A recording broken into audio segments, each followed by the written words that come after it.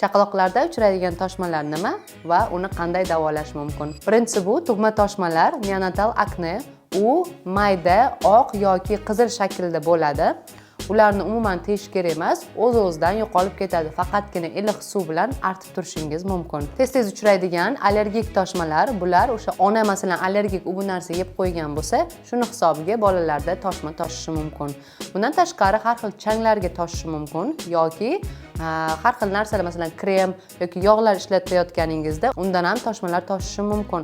Bunda siz faqat o'sha toshma nimadan toshayotganini aniqlashingiz kerak va pediatr tomonidan antigistamin preparatlari yozilsa, shuni berishingiz mumkin. Undan tashqari iliq suvda farzandingizning badanini artib turishingiz mumkin. Uchinchisi bu taglik dermatiti, ya'ni o'sha pamperslardan har xil o'sha toshmalarning paydo bo'lishi yoki qichishish, shilinish belgilari bo'lishi mumkin. Ya'ni bunda o'sha pampers to'g'ri kelmagan bo'lsa, almashtirish kerak yoki pampersni har 3 soatda almashtirishingiz kerak bo'ladi. Ya'ni shaxsiy gigiyena qoidalariga rioya qilishingiz kerak. Chaqaloqlarda issiqlikning toshishi, ya'ni qizil mayda-mayda toshmalarning toshishi. Bunda o'sha chaqalog'ingiz isib ketganidan, ya'ni farzandingizni qalin kiyintirib yuborganingizda ter bezlarini to'silib qolishi natijasida bunday toshmalar toshishi mumkin.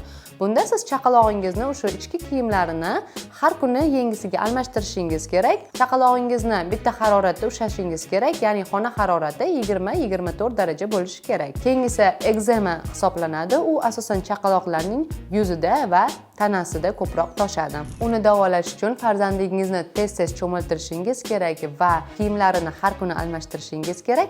Shifokor tomonidan belgilangan antigistamin preparatlardan foydalanishingiz mumkin. Va oxirgisi infeksion toshmalar hisoblanadi. Masalan, bolangizda qizilcha, qizamiq, suvchechak kabi toshmalar toshishi, bular infeksion toshmalar hisoblanadi. Uni faqat vrach nazoratida vrachning davosi bilan davolanadi. O'zingizcha samalicheniya qilmang.